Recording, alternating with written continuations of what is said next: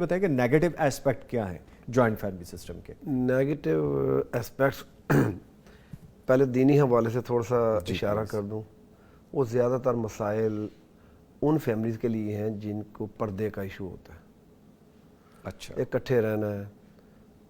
بعض اوقات بندہ کسی حالت میں بھی ہوتا ہے تو دیور جیٹ اور سب مختلف کو آیا گیا رشتہ دار سارے, تو ایسے معاملات میں تھوڑا سا. لیکن جن فیملیوں میں پردہ ہے ہی نہیں ان کو تو یہ ایشو ہی نہیں ہے, سیدھی سی بات ہے. تو دینی حوالے سے اس حساب سے جو ہے وہ اپنا آپ کو بڑا پھر تھوڑا سا مشکل حالات سے گزرنا پڑتا ہے جب آپ اکٹھے رہیں. انڈیپینڈنٹ گھر ہوگا تو آپ کوئی بانی خامد ہے, کوئی بانی بچے ہیں, ڈزنٹ میٹر, آپ کوئی بھی کپڑوں میں آپ ننگے سر بھی آپ آرام سے اپنے گھر کے سارے کام ہماری بہنوں بیٹیوں کے لیے معاملات. ورنہ آپ جب کمبائن ہوں گے تو آپ کو کچن میں بھی, اور کچن آپ کو پتہ ہے it's not a cool place. ہاں جی بالکل, گرمی ہے ہر وقت. اور جو ہماری گرمی ہے اس کے اندر پھر کچن کے اندر پھر مشترکہ خاندان کی 20-25 روٹیاں جب بنانی ہیں یا پراٹھے بنانے ہوں گے آپ کو, تو پھر وہ اسکارف بھی پورا آپ نے کور کیا ہو تو اپنے آپ کو بھی کور کیا ہو. یہ چیزیں تھوڑے سے ایشو ہیں اس میں. اگر آپ نے اس پہ کرنا ہے تو اللہ تعالیٰ آپ کو حوصلہ بھی دے, ہمت بھی دے, کیونکہ اس کے پیچھے آپ کی ایک کاز ہے جی کہ میرے پیارے نبی صلی اللہ علیہ وسلم کا حکم ہے, اس کو میں نے اوبے کرنا ہے. تو اب جو معاملہ تک میں اس کے اندر جو ہے وہ گزارا کروں گی. یہ تھوڑے سے ایشو آ جاتے ہیں دینی حوالے سے. ٹھیک ہے, باقی اور کوئی ایسا سچ نہیں ہے.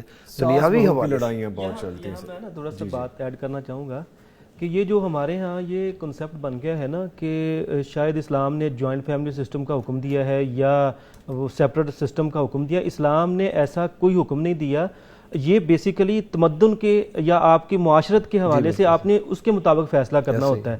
اچھا, بہت ساری ایسی برائیاں جسے ہم سمجھتے ہیں کہ یہ جوائنٹ فیملی سسٹم میں ہو سکتی ہیں وہ سیپریٹ میں بھی ہو سکتی ہیں جی, اور بہت ساری جسے ہم کہتے ہیں کہ وہ سیپریٹ میں نہیں ہو سکتی وہ جوائنٹ میں بھی ہو سکتی ہیں. دونوں چیزیں بیسیکلی یہ ایسے سمجھیں کہ یہ آپ کے تمدن پر منحصر ہے اور اسی طرح آپ اس کو کیسے دیکھتے ہیں اور کس طرح اس کو لے کر چلنا چاہتے ہیں یہ اس کے اوپر ڈیپینڈ کرتا ہے. اسلام نے کسی چیز کا حکم نہیں دیا کہ آپ نے جوائنٹ رہنا ہے یا آپ نے سیپریٹ رہنا ہے. اسلام نے گائیڈ لائنز دی ہیں جس میں جو اس کی تعلیمات ہیں, جو اس کی ہدایات ہیں, ان کے مطابق آپ نے زندگی بسر کرنی ہے. اس میں اپنے والدین کا بھی دیکھ بھال شامل ہے, ان کے حوالے سے, ان کی ضروریات کے حوالے سے, یعنی اگر وہ بوڑھے ہو جائیں تو ان کی دیکھ بھال بھی شامل. ہاں جی, ان کے حوالے سے. ہاں جی, اسی طرح پھر جو آپ کے ساتھ جڑے ہوئے ان کے ساتھ بھی آپ یہ الگ رہ کے کر سکتے ہیں تو تب بھی ٹھیک ہے.